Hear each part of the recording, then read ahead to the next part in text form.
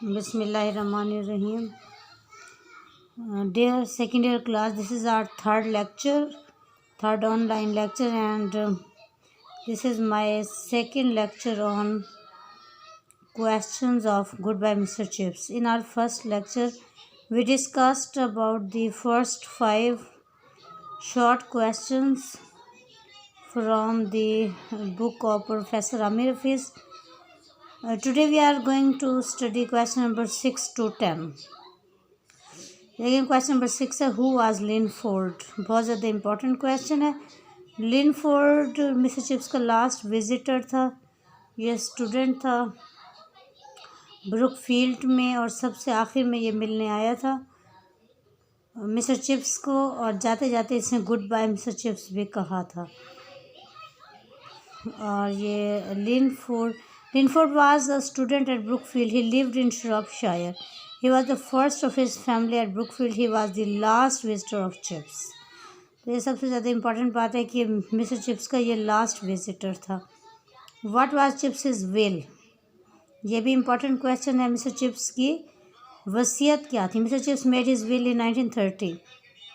He left all his money to open an entrance scholarship to the school, except for the legacies to the mission and to Mrs. Wickett. 1930 में mister Chips ने अपनी वसीयत लिखी थी. उसने अपनी सारी रकम स्कूल में एक ओपन एंट्रेंस स्कॉलरशिप के लिए दे दी, सिवाय उस विरासत के, लेगेसी विरासत को कहते हैं, जो कि मिशन को दी थी. यानी ये भी एक इदारा है, या जो मिसेस विकेट को दी थी. इन दो के अलावा बाकी अपना सारी मनी उसने ब्रुकफील्ड के स्टूडेंट्स के लिए, स्कॉलरशिप के लिए दे दी थी. Question number 8 is, what was the social and academic status of chips. Chips का समाजी और तालीमी स्टेटस कैसा था? Chips was a mediocre man. Chips एक मिडिल क्लास शख्स था. मीडियोकर होते हैं मिडिल क्लास, दरमियाने दर्जे का. He had no private means and no important family connections. Connection मतलब ताल्लुकात. उसके कोई प्राइवेट मीन्स नहीं थे, कोई अहम किस्म के उसके ख़ानदानी ताल्लुकात नहीं थे. Chips was respectable but not brilliant in any social academic sense. Chips काबिल इज़्ज़त था, लेकिन किसी भी समाजी या तालीमी लिहाज से बहुत ज़्यादा वो ब्रिलियंट नहीं था, बहुत ज़्यादा वो ज़हीन नहीं था. Number 9, what was the condition of Mrs wickets house.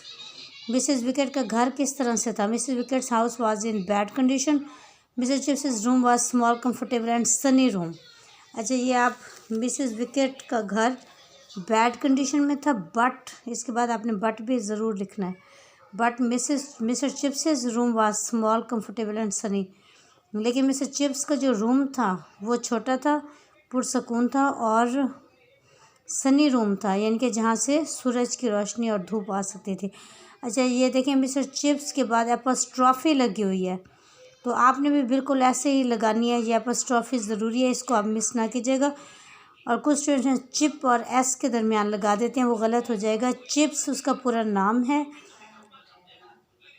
Chips लिखने के बाद आपने एपोस्ट्रॉफी लगानी है. Mister Chips adjusted himself well there. Mister Chips ने ख़ुद को वहाँ पर बहुत अच्छे तरीके से एडजस्ट किया हुआ था. What sort of humour did chips make.